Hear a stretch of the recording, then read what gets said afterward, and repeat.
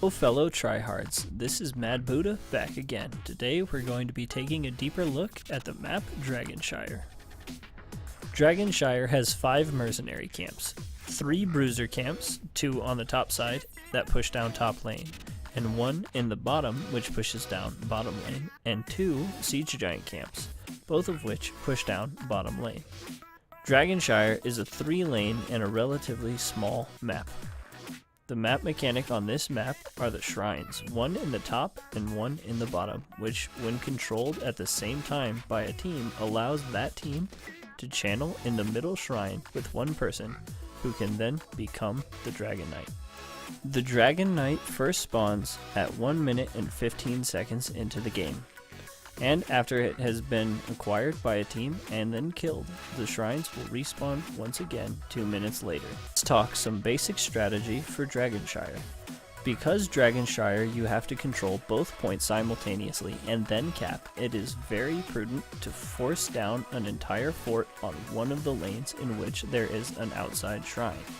If you can get a fort down in either top or bottom lane, you can push minions very deep, causing the other team to have to choose between soaking that minion wave and getting to the shrine and stopping your channel.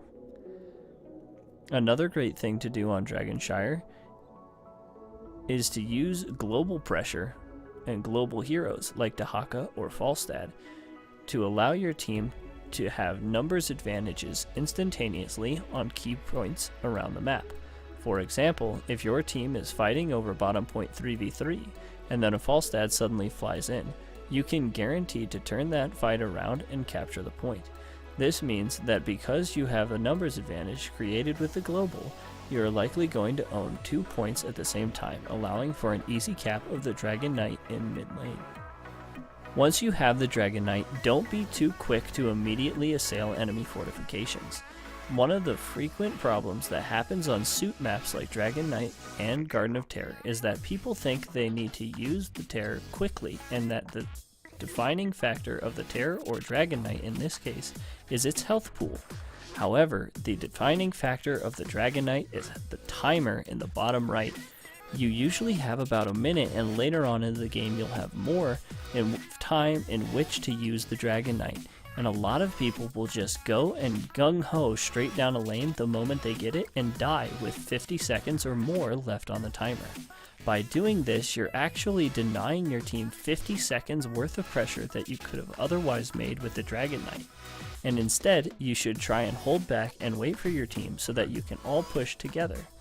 Early Dragon Knights are really only useful for getting the front couple towers off of a lane, whereas later Dragon Knights can push into a fort and use its flame breath and its kick to actively pressure for huge gains. Keep the kick useful for getting rid of the biggest threat to either your team or the Dragon Knight's health pool. Because you want the Dragon Knight to last as long as possible, their big damage characters like a Malthael are really good targets for punting. However, if your team is very susceptible to one form of initiation on their team, it can be prudent to kick that away instead to allow your team to continue to support you as the Dragon Knight from behind. Now that we've covered a little bit of the basic strategy for Shire, let's talk about terrain and some of the areas in which you'll consistently find yourself fighting and how the terrain in these areas affect what you can and cannot do. Let's start with the top side and bottom side shrines. On the top side shrine, there's a nice open area above the shrine, but getting into this area, there's 2 smaller funnels, both of which have bushes. These bushes allow whoever is in them first to have the jump in the initiation in the fight. Since most of the fights over points on Shire until late in the game are going to be predominantly skirmishes, getting early control over the aggressive side bush allows you to thwart oncoming pressure from enemy teams with great ease. Talking about the bottom side shrine point, it's set up in a slightly different manner. This huge dip below the shrine is almost useless to every character in the game. As such, you're going to mostly find yourself fighting on top of the shrine itself, and this shrine is extremely cramped. There's very little space in which to fight in this shrine, which means that characters that rely on their mobility are going to have a very hard time fighting around this area. As such, mobile characters should try and stay on the outer sides of the shrine and fight in the lane. And for characters who are immobile, this area is almost certainly complete death. Whichever team can manage to wrestle control of the inner parts of the shrine, however, can of course get to the aggressive most bush. And just as it is with topside, in skirmish situations, whichever team can control the bushes has an absolutely massive advantage. The last place I want to talk about for team fighting are the two siege giant camps on either side of the map. Teams often try in the late game to use this bush as a way to get a pick and generate an advantage on the enemy team. However, fights that break out in this area are in a long, thin corridor, which means that there's not much room to work with, and they favor burst-oriented compositions and AoE spells.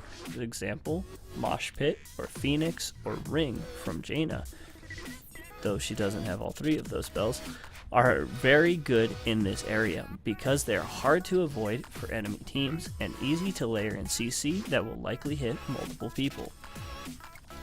When you fight in this area, if you are a team that relies on open spaces and mobility, you must make sure to check this bush and use the spaces that are in the lanes in middle and in the lanes bottom in order to find some way to maneuver around the spells in the team fight.